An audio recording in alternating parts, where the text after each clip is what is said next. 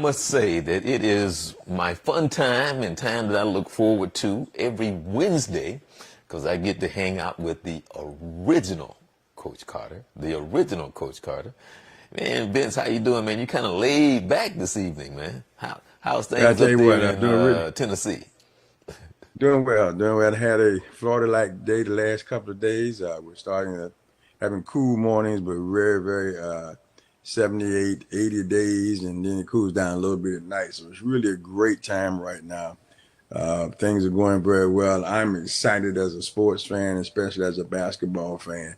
I think the last 2 or 3 days have been just absolutely phenomenal. A great NCAA finals against two teams that hadn't seen that level or been to that, got a chance to play in the final game and then have a great game. Then you had two of the NBA greats, Dirk Nowitzki and Dwayne Wade. They retired and had a chance to hear some of their comments this evening on their last games. And then probably one of the biggest shockers you want to think about most recently would be the Magic Johnson stepping down from his position with the Lakers. The Magic made the playoffs. I mean, it's just, I mean, if you're a basketball fan or a sports fan in general, and specifically a basketball fan, this is great. This is some fantastic time right now. So I'm having a ball. Okay, well, we're going to talk about all of that right here at Youth Central Sports, where we come to you every Wednesday at 11 p.m. right here at Youth Central Sports. That's www.youthcentralsports. We're on Twitter, Facebook, Periscope. And make sure that you subscribe to us on YouTube. Make sure you hit that like button as well. Now, there's so much to talk about, Vincent. And it's funny because today I was thinking about, you know what? I'll be talking with Vince. And when we did the special on Friday, and I was trying to explain to Stewart what Youth Central Sports is about. And Vince, what happened with the women's final game and the men's final game is the perfect example of what Youth Central Sports is about, because that's what we try to convey in this show, because it's, as we talk about, sports is more than just a game. And what I mean by that is, when you think of last year, when you hit 2 winning shots, one, the first winning shot puts you into the final game, and then in the championship game, the shot that you hit to win the game, now you are champion. So that moment that will last with you forever, because now you are a NCAA champion for life. Now you fast forward a year later, you're in a championship game and you missed a free throw. So life, in the sense of the highs and the lows of what life is and what sports is, and how it takes you to these different places and moments and memories, from joy to tears, and the whole concept of the game itself, life itself. And for you, and I know you can express what I just tried to say in your own words, in life, and that moment of, for those who really, because there are some people who really don't get sports, Vince, and you and I know that. There's some that don't get the level of competition and what that's like, and the preparation and the love of the sweat and the hard work and just competing, period. But to go from the high of hitting those 2 shots to that joy of, we just won the championship, and then a year later putting yourself in position to do it all over again, and you missed that free throw. And it's not just that one moment, but the whole memory of it all. That's the women's game. We're going to talk about the men in a minute, but the women's game. I think for me as a coach, I have a different sense of feeling about, particularly the highs and the lows.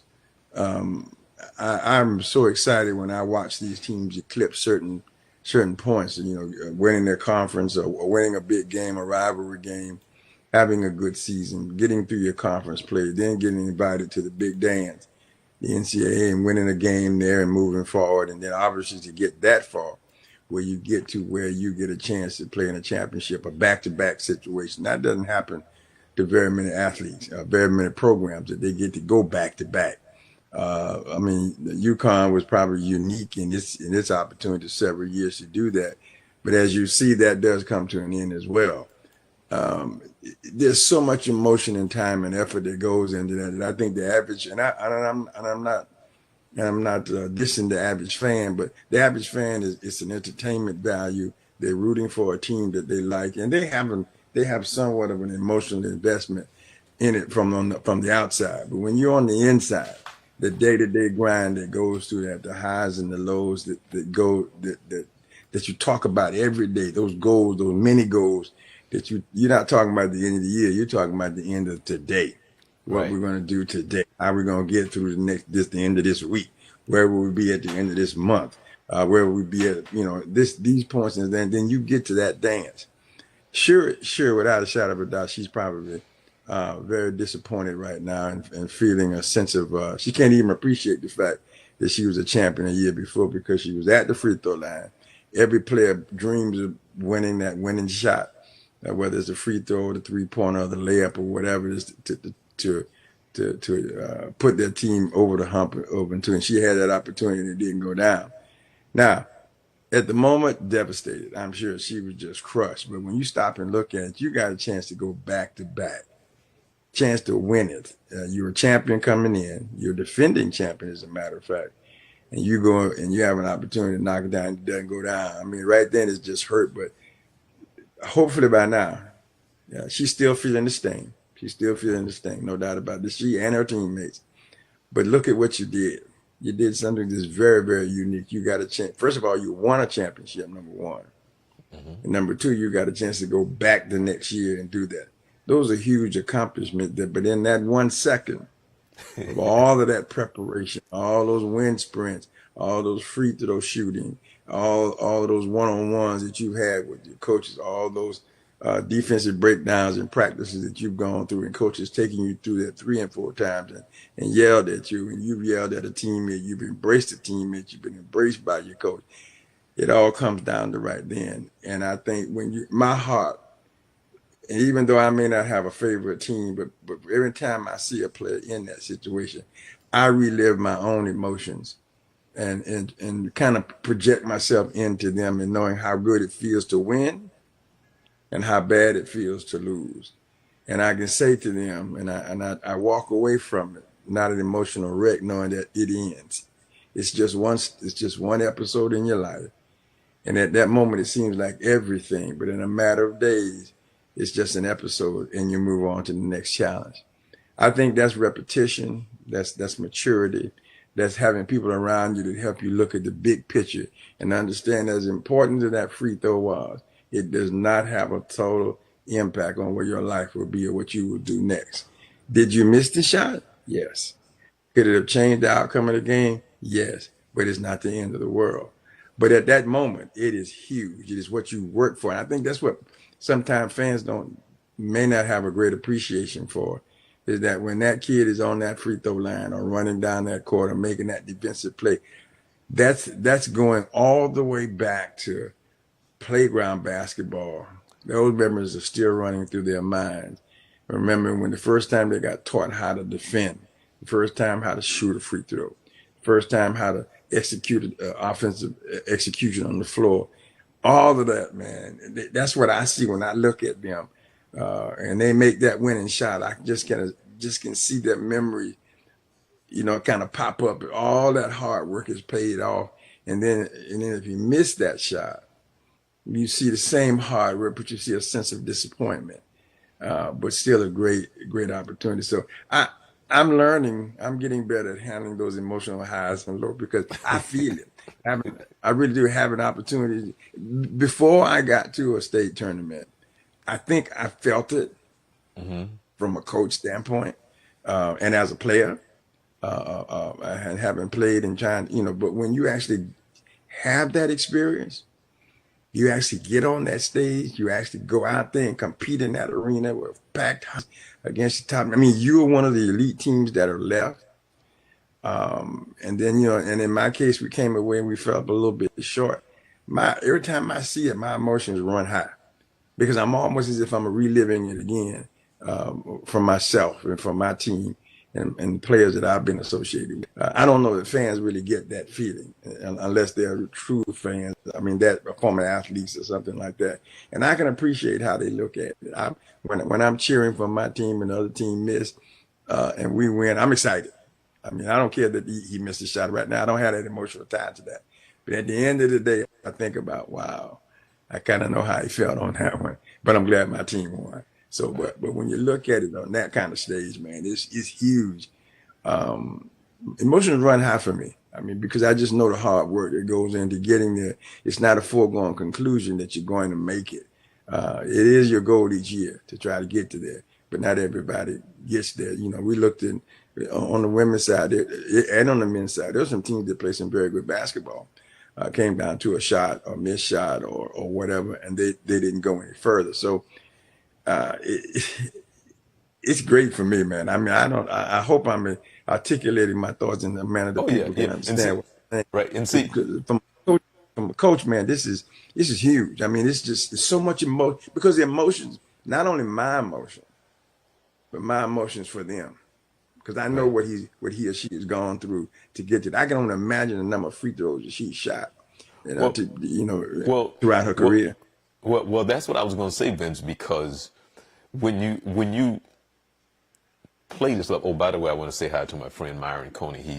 He joined us, and Coney and I go way back, and we supposed to get together at some point in time and go bike riding. He don't know that I've actually had a bike ever since I was 18 years old, but he has a nice bike and he go bike riding now, Jacksonville. But what I want to say is that part of the conversation, and you touched on it, but you hear more athletes talk about the losses more so than the wins, because that loss just lingers, man. And I'm telling you, a certain play just lingers with you for the rest of your life, more so than the wins, your accomplishments.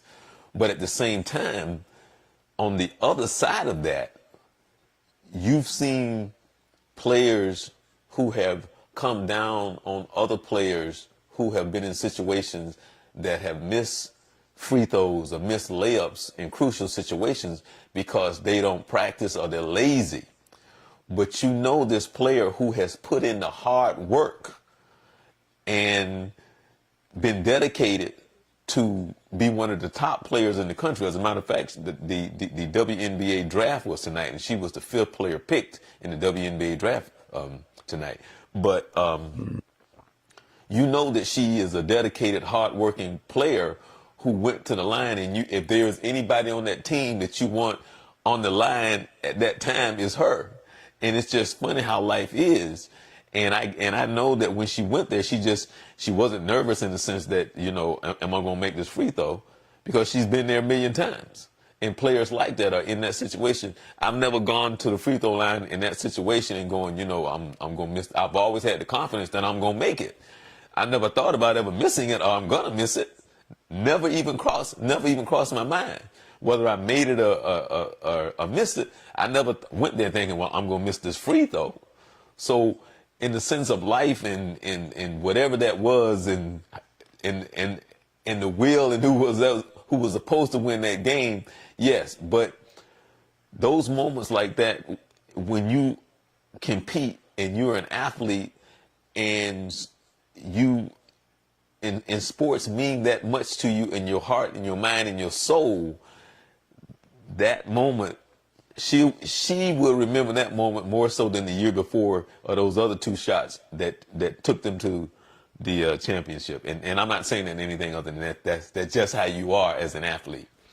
That's human behavior, but I mean, Right. you have to look at the game on the other side too. Look at they were defending national champions, and then Baylor comes along, and they win. Can you imagine the feeling on the other side of the court?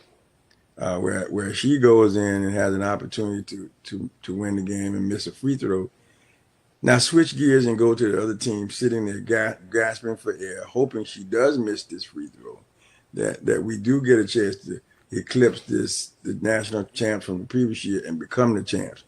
What a dichotomy in emotions on the other side. A greater sense of accomplishment, underdog, coming from down, coming from behind. However you want to look at it, these emotions run the same way on the other side. Still the same amount of practice put in, same amount of attention to detail, same pushing that player, same number of free throws taken and attention given to detail on the defensive side of the ball, assignments, gameplay, strategy. It's the same thing. So on both sides, these are two top teams in the country, and they square off against each other, and you know one of you are gonna have to lose. But it's so disappointing when it's you. But you Yeah. know both of us can't win. And I think from a coaching standpoint and a parent standpoint, you got to help your child understand why we are disappointed.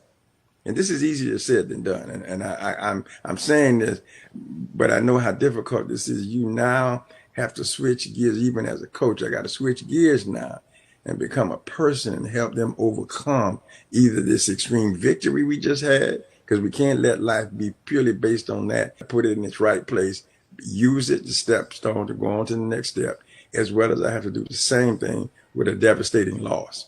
You've got to help them understand it's not the end of the world. I know right now, this particular second, we are over the top or we're under the bottom, but tomorrow's another day.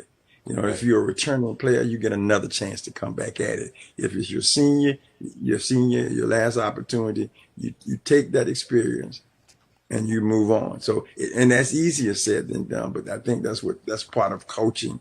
That's a part of parenting, is to help them deal with the highs and lows of life. I think it's a great learning tool. I don't want to lose to teach them how to lose, but I want to take the opportunity, if I lost, to utilize it to help them learn how to deal with adversity in life. Well, when when you say that, which leads us right into, here you are, a year ago, you a number one seed, and in the history of the NCAA, Hmm. you've just been knocked off by a 16th seed. Right. So imagine, imagine that you are a number one seed, and Hmm. history has just been made, and you always wondered when this was going to happen. Whenever a 16 seed was going to knock off a number one seed, and it Right. finally happened. And you can It imagine did. what it was like to go back on the campus of Virginia to say we were a number one seed, and now a year later, as we talk about this, a year later, we're basically the same team, Vince. Basically the Pretty much. same team. And guess what? Now you're a champion. And we Well, just went over the whole thing of the highs and the lows, which goes to show you, sports and life is a funny thing. he handled defeat with the same amount of grace that he handled victory. He made no excuses. He accepted it for what it was. We're in the history books. This is not the way we want to be in there, but we're here. He thought it was important that he go be with his team and console them and help them to understand it is what it is. We did it. We didn't want to do it. It was not our intent. I guarantee that was not the game plan, but it happened. So what do we do? So what do we do? Do we fold up the whole basketball program? We don't play basketball anymore. Do we fire everybody, transfer everybody, whatever? They went to work back in the gym. They got back in the gym with a single mind focus. And mind you, coming into this year's NBA, this year's NCAA, they had two tough games. They were behind again, and everybody was saying, "Oh my God, they're gonna have a repeat." And now look what happened. They come from behind to win that game. They came back the second game. They fell behind, and after that, they were on a roll, man. I really liked Texas Tech for their Hmm. story of what the coach had come through and where the team.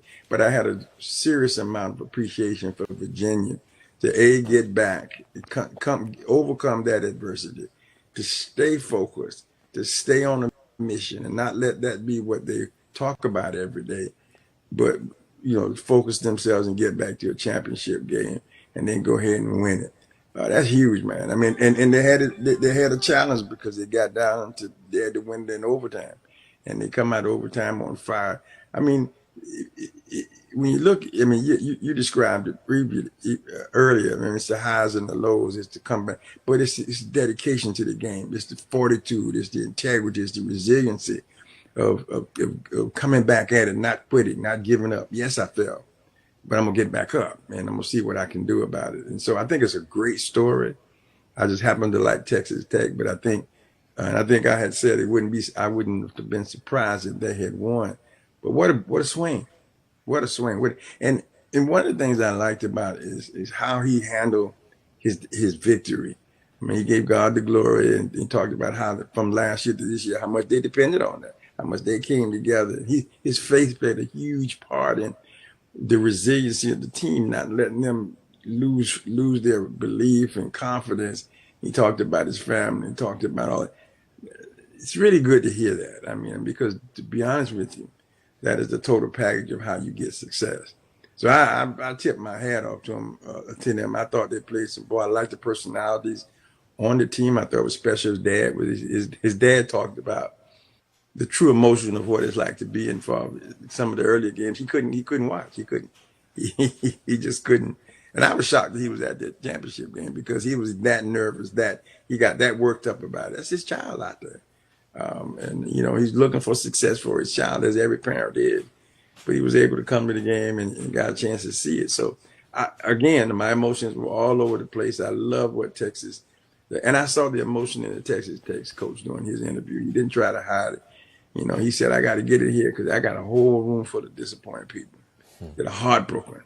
You remember if you heard the news clip when UCF lost to Duke and Johnny Dawkins was talking to him, you could hear when he gave a great speech, as a matter of fact. I don't know, he gave a fantastic speech to his team after that loss, but could you hear all the emotion in the room of kids who poured their hearts out, man? I mean, because when I think about what I put our kids through from a day-to-day standpoint to get mentally prepared, to get their bodies in shape, to get them in basketball conditioning, to drill them and to raise their IQ and all of that. And then you see these kids go out there and execute that.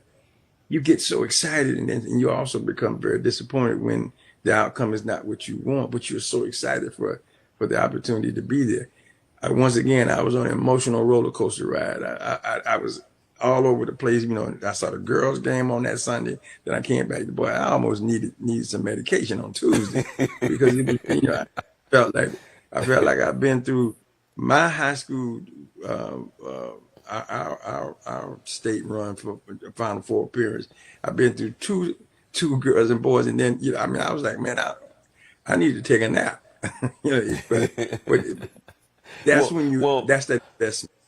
Yeah, well, I was going to say March Madness and is a perfect example of what March Madness was about. Absolutely. Because, man, that whole thing was just phenomenal. I mean, so many great games, and when you look back on it, there was at least 8 teams that could have won the championship, at least 8.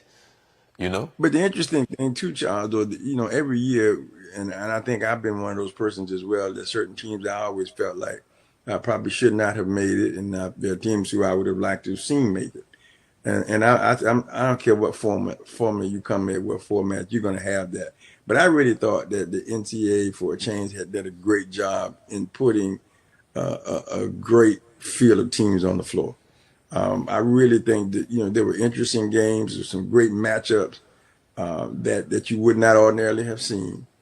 Some great basketball, without a shadow of a doubt. And then to come down to these two teams in the championship, I think they did a great job, on purpose or accident. I don't care how it happened, because sometimes it is a shooting match. You don't know.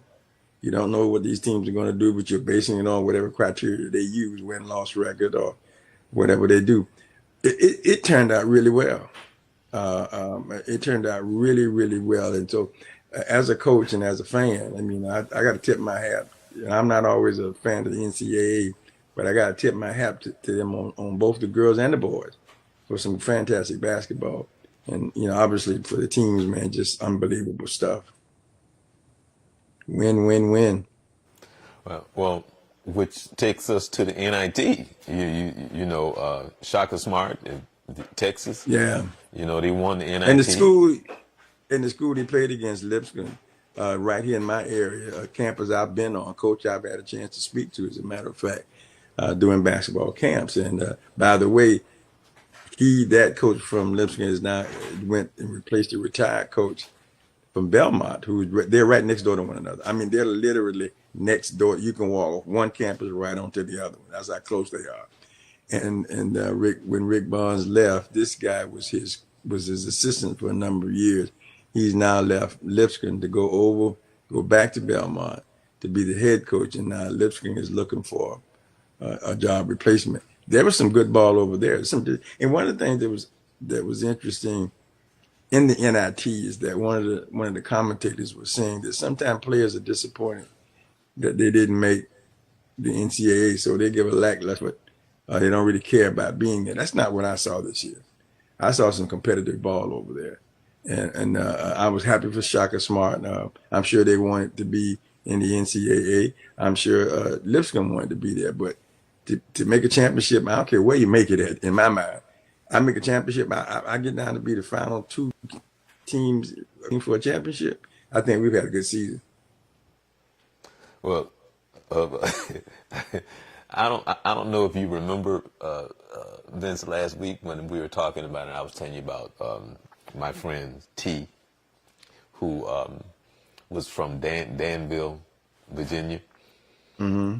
So she just stated Virginia has it going on, and George Washington High School Eagles in Danville, Virginia also won the state championship, and Danielle is on, and he says hi as well. But I guess we're supposed to give a shout out to George Washington High School in Danville. Absolutely. Congratulations, Eagles. I think I'm honored to do that because that's a heck of an accomplishment. I mean, we hear champions every day, every year, somebody win. But what we don't hear is the number of times that person repeats that. So I think it's a big deal when you get there. If you get to the Final Four, to me, you Final 8, Final 4, or Sweet 16. I mean, those are huge accomplishments. My people say, "Oh, well, you didn't make the championship." Yeah, but I was one of the 16 best teams in the country, or in my or 8, or whichever one you're competing in. Those are huge accomplishments. So I agree. Let's please give a shout out to them. Big congrats to them. I know the excitement they must feel to be on that stage, and a huge congratulations to them. All right, and let me remind Miss T, I'm still waiting on you to come on the Journey 2020 so you can help enlighten us and give us some information about sickle cell.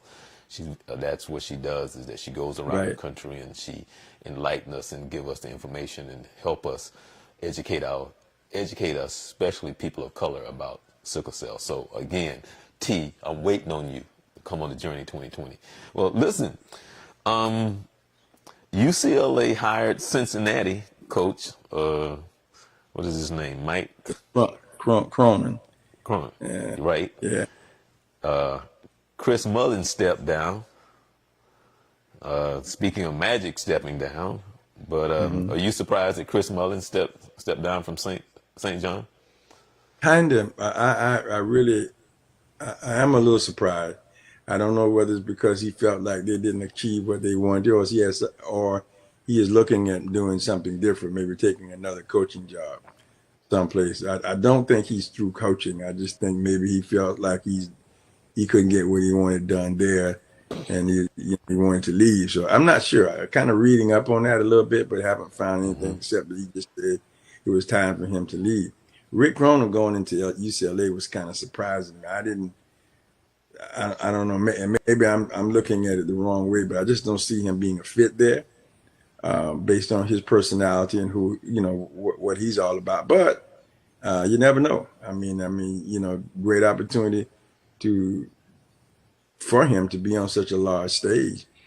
You got Van Exel, who's assistant coach over here with Memphis, is interested in the Cincinnati job. He wants to become a head coach. Okay. Over there. So that's so what happens? A lot of people are changing jobs back and forth. A lot of jobs coming and going. And so it's going to be a lot of opportunities out there.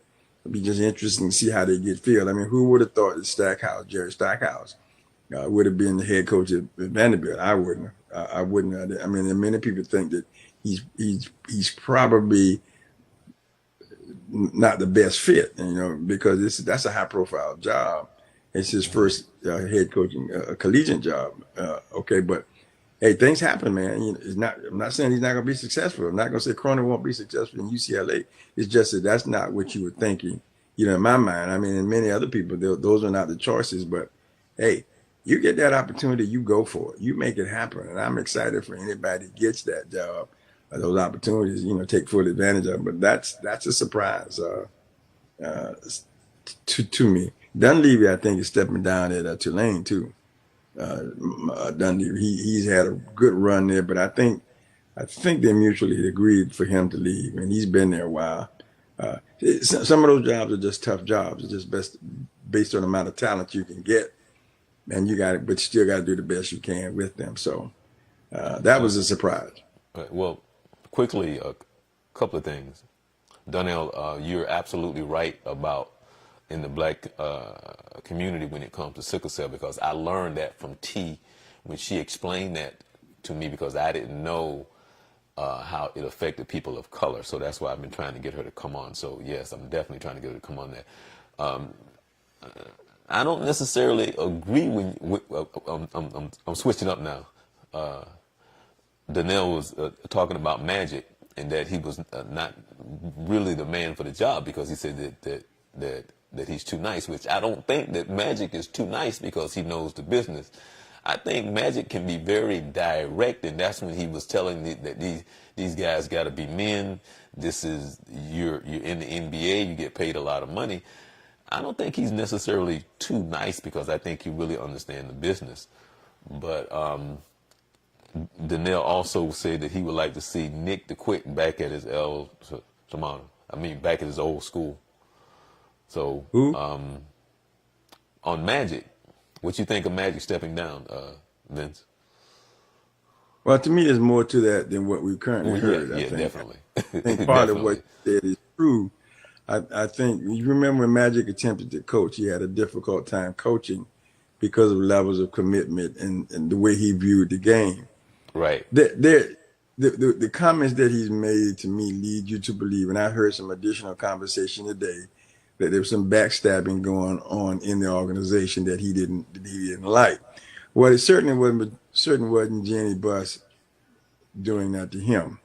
So, and it wasn't he wasn't doing it to Jenny. So that leaves Rod, the general manager, who I think is the odd man out, who may be a part of this confusion. Magic also spoke to the fact that, which I agree with, he's most effective when he's Magic. No other titles attached to it, because he's free to do some things that by being a operation, being a part of an organization, he can't do. So I agree they restricted him in that sense because he wants to reach out and touch some people and impact people, which I think is really what has made his business life what it is. But it's also very limited when you're on the basketball side. So there's some internal, and the fact that he didn't go to Jenny and one-on-one, who they're very good friends, been friends for 30 years, he couldn't face her. Now, I'm not being a psychologist and all that, but I'm just saying those are some very unique situations that you didn't face, that you told the public before you told her, and you all are this close. So he was afraid that she might try to talk him out of it. Right. But I think there's more to it. I really think there's a lot more to it. I mean, people say, the next couple of days you're going to hear it. And to Donnell's point, Magic has a very nice side, but he does have a very direct side as well. Right. Yeah. And he does. And I mean, he could not be as successful in basketball and outside of basketball without. He has that persona that he's a real nice guy, and which he really is. But he's about the bottom line. So, in knowing him the way I have come to know him, and everything I've read about him, listening to people who obviously know him a heck of a lot better than I do, they were surprised at the way this went down, which kind of speaks to something not being where it's supposed to be. That's not like Magic to walk away from a challenge, at least not that way. Right. just pull up like. Can remind me when he announced that he had HIV. The way he came about that, it was abrupt. It just happened out of anywhere, and this happened. So shocked, disappointed. I still believe LeBron has something to do with it because he's a pot stirrer. He's a virus. But I think the next move, and Magic made a statement that I thought was, again, he gave out tidbits when they asked about Rod. If he thought that Rod was the right man for the job, he said that's up to Gene. He didn't endorse him. He didn't, which you would have thought that, yeah. And he talked about his relationship. We learned to work with one another. Those are not endearing statements, in my opinion. He talked about the day that the coaching staff, I understand, thought they were all going to be fired today. And he didn't want to fire Luke. So that means that Bennett Bus gave Magic the authority to do what he wanted to do. Why is it an issue? If you don't want to fire Luke, then why is it on your table for him to be fired? So that means there was some other stuff going on back there in my mind. I mean, in my little psychoanalyst world, I think there were some other things that were going on. So he did something I think you always say to people: if you're not happy, get out. And he did that. He got out now. But I assure you, and I've been reading and listening to analysts all last night and most of the day, and they're all saying the same thing. There's more to this than what we've heard so far. Right, and I'm reading Danielle's comments when he's talking about Magic wanting to go back to being Magic and some of the things that he said in reference to. Right, 100%. He's more effective that way. He wanted to be an ambassador. He wanted to go back to being but still the freedom to do what Magic does. And I think that was a key point. And but I say this: if he was having being a part of the Lakers, he would have stayed there. He wasn't having fun. They took away his fun. So that having been said, that situation occurring, I think it's easy for him to walk away. Although he was disappointed, he didn't want Jenny to not. He wanted to do her right, but that was a dream situation. He's been a Laker for years. This is a 30-year relationship, and then you just walk out like that. No, and I do think he's more effective as Magic as we know him, because of what he can bring to the table, mentoring and being on people's boards and all that kind of stuff. That's Magic Johnson. That's what has made him the successful businessman that he is. And this, didn't work out the way it should have. And actually, I wanted to say this at the beginning of the show, Vince. There was a Carmelo Anthony sighting at the Heat Dwayne Wade game. Yeah. Because I hadn't seen him in a long time, but I see that he's still on the planet. And I wanted to, now that you brought that up, and doing your observation, did you observe him play any at all? No, you did not. Okay, so I just wanted to make sure that even though we have not had a sighting of him, you will not see a sighting of him playing defense. He might be making an assist, but he won't be playing defense. Speaking of where he was there because that was Wade's last game. Yeah. And we kind of touched on Wade and Dirk, two players who's had magnificent, unbelievable careers. I mean, phenomenal. Yeah. As a matter of fact, there was a couple of times when I thought Wade probably should have got MVP when they gave it to LeBron, but it was in either way. I'm saying, because either one of them could have won it, but there was a couple of times when I thought Dwayne Wade, should have got it, as well. Dirk and what he brought and the differences he's made, playing impact the game. Oh yeah. Great player, man. Great player. So Dwayne Wade was saying tonight. Hall of Famers. Dwayne Wade made an interesting statement tonight. I saw his final game interview, and he was talking about, and they brought up Dirk, and he said, "Listen, you've impacted the game when they name a move after you, and then you have done something in this game." I said that's an excellent point to talk about Dirk, a 7-footer with an outside jump shot, turnaround jump shot, fall away jump shot, and that kind of stuff. And consistency that he's brought. Magnificent. And I've seen a behind the scenes story on Dirk and how they got him ready to come over to play ball, the amount of time that he put in, his commitment to the game, separation from his family at the time. And the guy that trained him moved over to the United States from Germany with him to help him in this total transition. He thanked that guy. He thanked a lot of people. You know, Derek got married a few years ago, and I didn't realize he had children, but he's got kids now. And just a phenomenal story. I'm a little bit more, and I kind of feel kind of close to him because I read a lot about him. But I thought that Wade's comment about him was a true respect for that. But then you flip that coin a little bit and look at Dwayne Wade's career. He talked about how important it was to get back down to Miami because he wanted to go back there because they embraced him. The commercial that Budweiser did, I read some interesting stuff about it. There were a couple of people who were offended by it, but I thought it really showed the person, the NBA person, not the NBA player. And that's something that probably most people didn't know that Dwayne Wade was doing. I knew he had a foundation. I knew that, but right, I don't think people really. I sent something to you today on Twitter. Did you see what I sent you on Twitter today? Yeah, I had seen that commercial already. Okay, yeah, because see, I did. I mean, it was great because, I mean, of course they did it the way that they, but the fact that is in place, and people coming to him saying you changed my life, you know, and that's what it's supposed to be about. But everybody doesn't have that. And he was saying spirit, that you know, everybody doesn't have that spirit. He was saying for the first time he did not really know. He agreed to do this. He didn't ask any questions. That he just agreed to do it. So he did not know who was coming through that door. And I thought he did a real good job of holding his emotions when his mother came through. That's the first time that I had seen her, and certainly knew nothing about her. I thought it said a lot for Abe to allow that to in the commercial. But number two, more important, that she would stand there and articulate that to her son. That's huge. Because that's what it's about. Well, that's what I'm saying. But I mean, the other people he touched a lot of people, but to realize that he touched his own family was so huge at that time.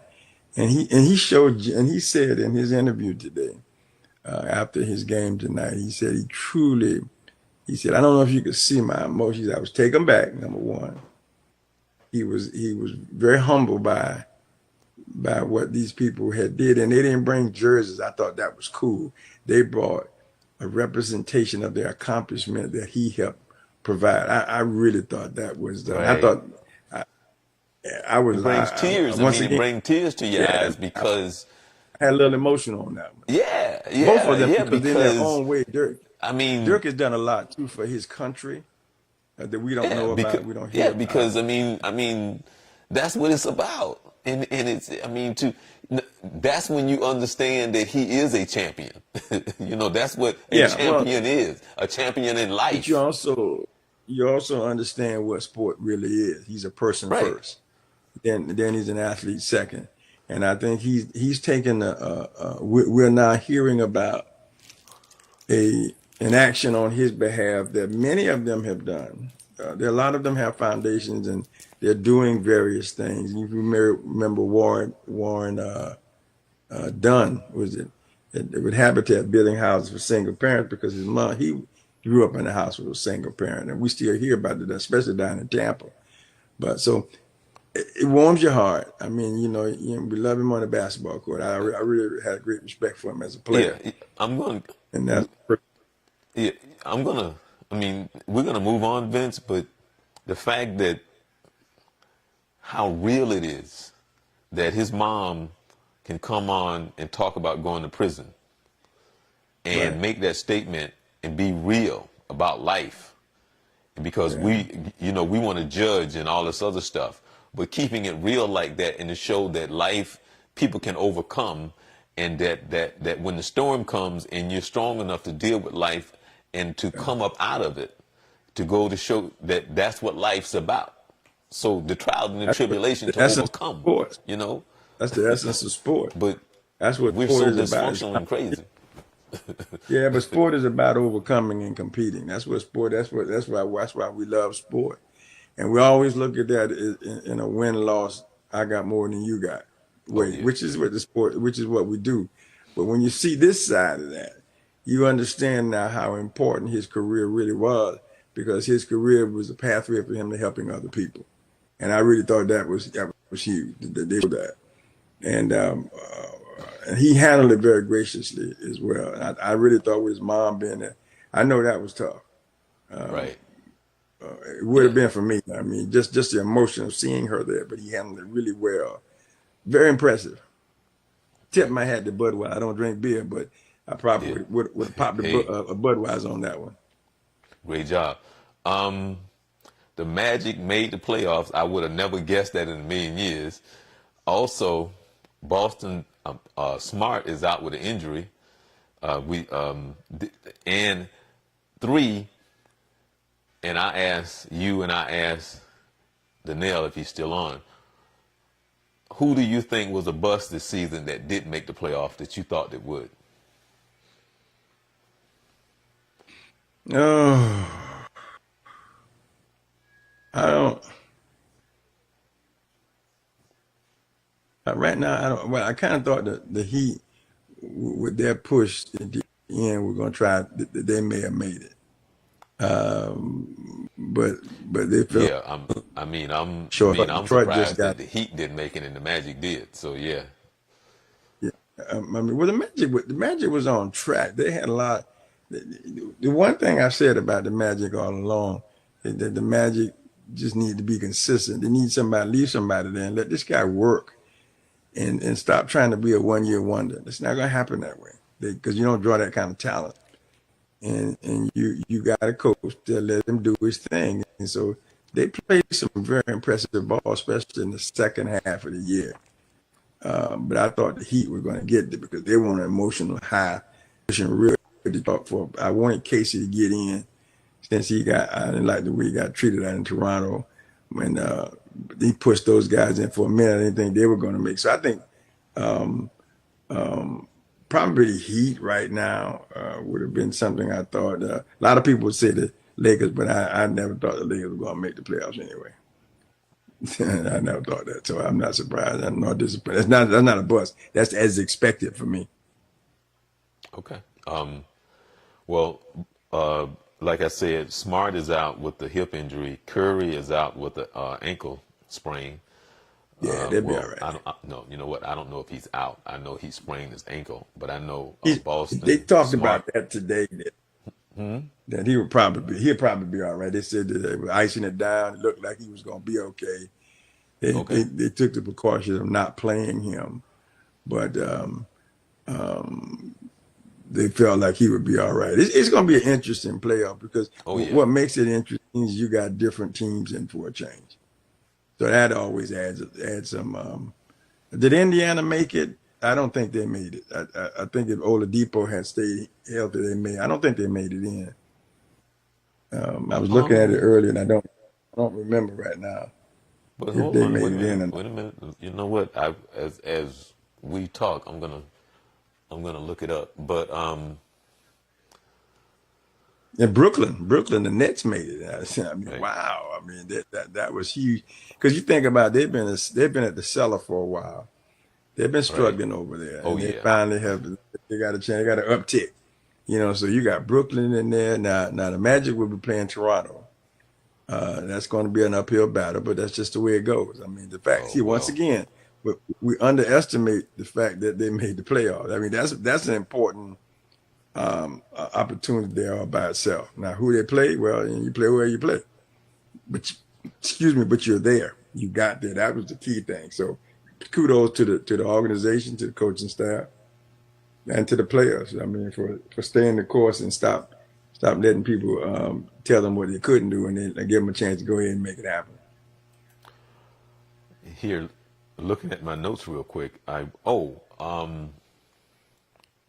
Boy Crawford, who scored 51 points last night at the age of Yes. 39, and he's done that. He's made history. He's Yeah. he's been one of my favorite players. I mean, I took note True to gentleman. I mean, to that brother when he was playing with the Knicks, and I was like, this brother got mad game. I'm Yeah, serious. he's a serious journeyman player. Plays well no matter where he goes, no matter the system you put him in. He comes in and do a good job. I thought he was going to be playing with Golden State. I really did. I really wanted him to be out there. But he's done well, at his other destination. But he's a good player. He's one of those guys that I won't say he's under the radar, but he's just very consistent, very very consistent. Oh yeah, Wherever you yeah, put yeah, him, yeah. He's one of these players in Vince. I've been talking about this for years. One of the players that are, because we kind of get caught up in stuff, but there's been a lot of really good players that has played in this league that we don't really Sure. talk about. Oh yeah. But for him, for example, like this, I mean, this guy, man, he's been consistent his entire career, Right. but nobody ever talks about how good. Geez, he was just on my mind. That played for Philly. Why can't I think of his name? He was, geez, see, I'm getting old. Andrew Mm-hmm. Toney. Andrew Toney Yeah. was a great player. Andrew Toney was a great player, but nobody ever talks about this guy. His career was cut short because of, I think, a foot injury, and then he had some issues and problems with management and stuff like that. Man, but that dude was he could go left, he could go right, he can pull up, he can go around you. He was something special, but nobody talks about him. Well, there's so many players. I mean, Yeah, you get around certain people who have that, and I'm not one of those people who have those kind of ability to remember so many players, so many stats and stuff about various players. I try to be, but I don't do a very good job of that. But there's so many guys that have contributed to the game of basketball in a low key effort. And they may not have been a top scorer, they may not have won any awards, they may not have showed up that much on a stat sheet, but they played one hell of a game. And you're right, and he was one of them, and he's probably several others you could mention, depending upon some of your favorite teams. yeah. But, As a but matter of fact, that's I've what heard makes Charles.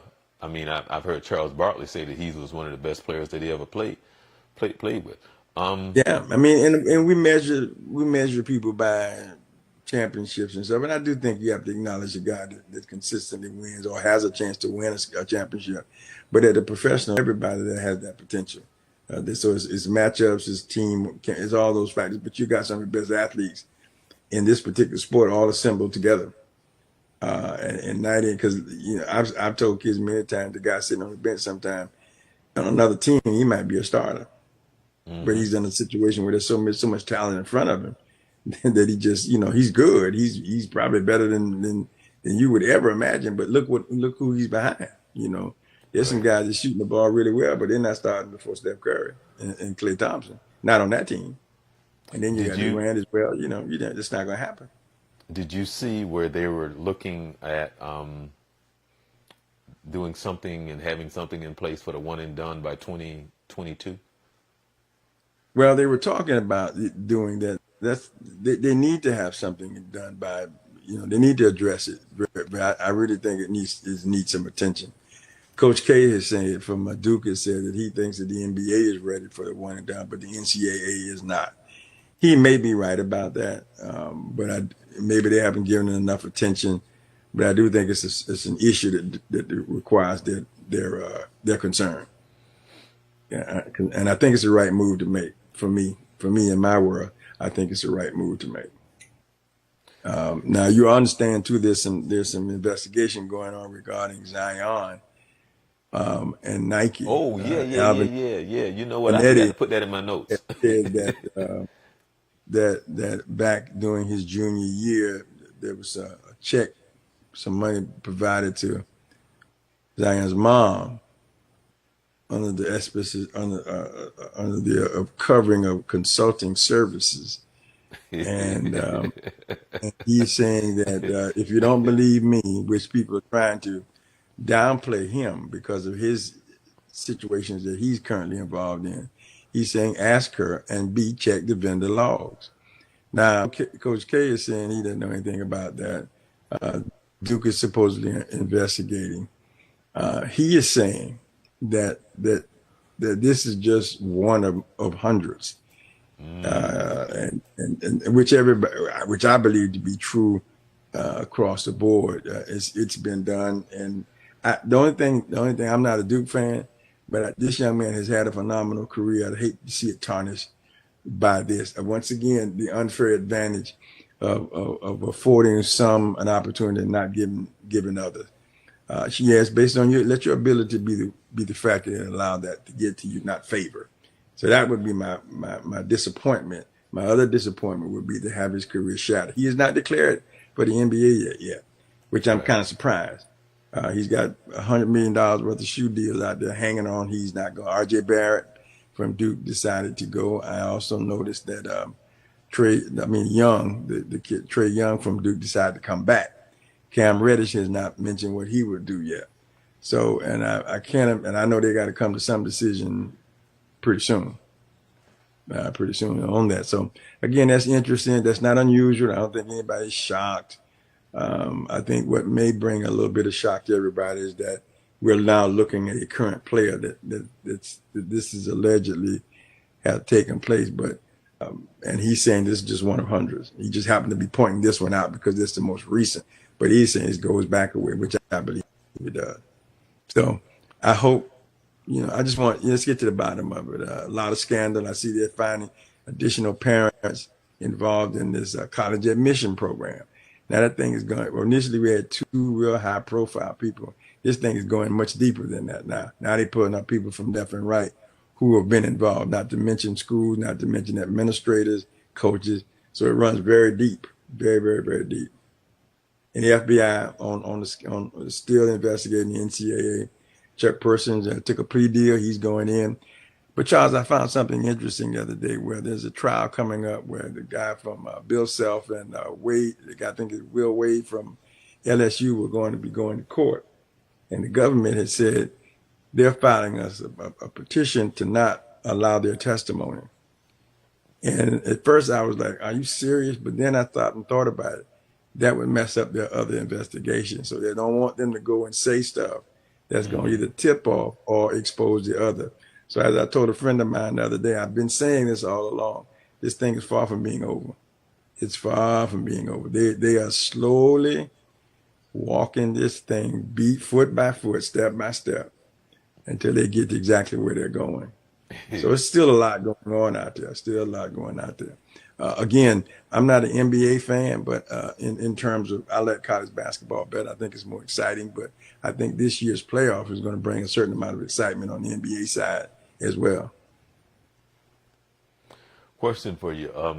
You've been seeing all these names that are entering the NBA draft. Is there anyone that didn't put their name in the pot or in the hat that you thought that they would? Is there anyone? Because it seems like everybody is, I guess some of the. A lot of kids are throwing their hats. A lot of kids are putting their hat in. I think some of that has to do with knowing that the one and done is coming to an end. Some of them just thinking that their game is better than it is. Maybe the NBA has encouraged a couple of them through some of their workouts. What's taking Zion so long is probably a question in my mind. I would have thought he would have declared long before now. So that's probably a shocker for me. But outside of that, I think some of these kids probably shouldn't put that name in the hat. But then again, it's okay to put your name in the hat as long as you don't hire an agent. Because you can always, you put your name in the hat, you go out there and you talk to the NBA executives. They kind of rank you, tell you where you are, tell you how they see you. And then, sometimes they recommend, you should go ahead and get an agent and stay in. And sometimes they tell you, you're not ready yet. You might want to take another year. So from that standpoint, go ahead and test the water. But a couple of them are going ahead and hired agents, which means they're fully engaged in this NBA effort. So it'll be interesting how it happens. This summer is going to be really interesting, because the NBA, this is a free agent year. A whole lot of money is being put out there on the table for free agency this year. A lot of one-year contracts have come along. So an awful lot of of activities going to be going on. Then you got these new guys coming in, so it's going to be this summer is going to be extremely interesting. The draft coming up is going to be very interesting to see what the Lakers do, to see how that pans out for them, what they're doing, and getting their next big player, and just so much going on out there. So it's going to be it's going to warrant some attention. I'll be watching probably more than normal, just to Did see how you it plays out. did you read any of that Kyle Covert story about speaking out on race and white privilege? Did you read any of that? A little bit of it. I did. I did not get a chance to complete it, but I did read a little bit of it. Not shocking, not anything new, but just a different perspective. I think just the On the portion I read. on the women's side of college basketball, did you see where Tennessee was going to hire Missouri? I mean, yeah, coach Kelly Harper, who played Yeah, played for at Tennessee yeah, she played for that Tennessee, summer. won a couple of Yeah, titles. Actually, I think maybe right. she won 3 titles. Yeah, good move. Yeah, That's a good move. But you also see that they fired I think it's Texas A&M female coach for abuse to her players, and they're right. investigating North Carolina head coach for similar activities or indiscrepancies. You don't normally hear too much of that on the women's side. You hear a lot of that on the men's side. I know fired several men coaches. Some of them women can be, I mean, I think it's just gone unnoticed. Finally, somebody may have spoken up and brought enough attention to it that they got their attention, because those are two. The lady at Carolina, I'm just a little bit surprised. I mean, although I'm a Carolina fan, but don't know too much about her. Our programs have been very respectable, so I'm kind of curious to see how that comes out. The other lady just off the chain. She had said some atrocious things to her players, and she's not the only one now. Don't get me wrong. Pat Summitt was one of my favorites, but Pat was brutal too. But she may have picked and choose different words, but she got the same point across. Oh yeah. Uh, I, I've read some stuff, heard some stuff, Oh yeah. and about Pat, and Pat didn't play. And Right. Pat tell you how it is, and then you have to deal with it. So, Right. but I don't know that she crossed the line in abusing them. Gino up there is very harsh to those guys, those girls at Connecticut, but it can't be too bad because they keep going up there to play for him. But see, I think there's a misnomer. Being stern, being highly competitive and demanding is different from abusing a kid. Did you also see the story where Aaron Rodgers last season, the very first game, did you know that throughout the season that he was playing with a broken leg? Now, I didn't know that. I know he had an injury. I was not aware of that it was that severe. Yeah, Kind of and surprising to me. yeah, and he had a sprained MCL. I knew about the MCL. I knew Right. But he was yeah, having some difficulties with that, but I did not know. And Rogers I thought he got a unfair rap about what happened with him and the coach. I mean, it did you? happens. But did you hear what he said about the coach? Which statement? Most recently? Yeah, yeah. This was like yesterday, or day before yesterday, that he felt that the statements that was coming from players that was jealous, and basically he was saying it was coming from haters, and that the fact that the coach, that they need to honor the coach because he had done a great job, and that he lives there. The man has kids, and that his accomplishments, and they won a championship was because he was. I mean, he was praising his coach, Yeah. in that. Coach done a good job. Right. Coach has Yeah. done But basically, I'm not. that's what he was saying. Yeah. And that they need to. He was saying, like, the people of Green Bay, when you see him, you need to walk up to him and shake his hand and be thankful for what he did for Green Bay. Is what he was saying. Yeah. Matt McCarthy, again, not a huge fan of his. There's some things he's done, the way he's done some things that I'm not a big fan of, but you cannot ignore his accomplishments. You cannot Right. ignore his due diligence to the city and to the program. I mean, to the organization. Do we part ways at times? Yes, we do that, and that's just what it is. It's a parting of the ways. It should not be a crucifixion just because we part ways. Okay. Well, before we get out of here, the National Football League Players Association, they're starting their negotiation for a new collective bargaining agreement, and hoping that the world can remain normal, that there's not a lockout, because if not, then people gonna go crazy because they want nothing to do with their lives. Well, uh, they're preparing for the draft here in Nashville within the next week or so. I think it's next week or the week after that. They're going to have the NFL draft. They've already begun preparations for that. I've been interested to hear about the AAF. I have not heard anything other than the fact they ran into some financial difficulties 2 weeks before the end of the season. They could have survived if the NFL had a lockout. Because when people become disenchanted with the NFL, they would have had that. But now, I do think they're gonna come up with an agreement, because they can't afford a lockout in the terms of the viewership. Because of the various, in my opinion, now this is strictly my opinion, Right. based on the number of changes that they have made from a rule standpoint and all of that. Then you're gonna lock people, and then people can't see it. Y'all. Then you're not gonna stop work. Yeah, I think their fan base would be hurt really bad, and owners don't want that. Because they lose a lot of money. So they really got to come up with something that's workable, and I think they can do that if everybody give a little bit.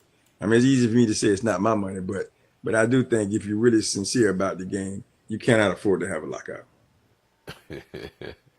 Well, I don't think that they will.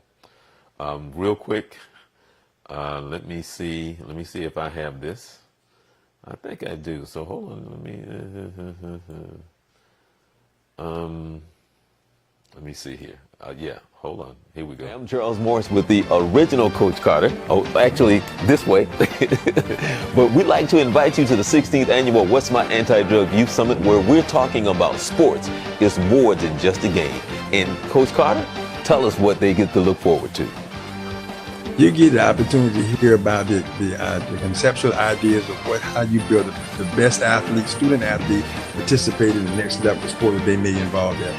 Parent responsibility, student responsibility, athlete responsibility, coach responsibility. The whole idea of a community as we prepare these kids to get ready to go to the next level. It should be fun. I look forward to hearing your questions, comments, and love to have you present. Come join us. Look forward to seeing you. Remember, sports more than just a game.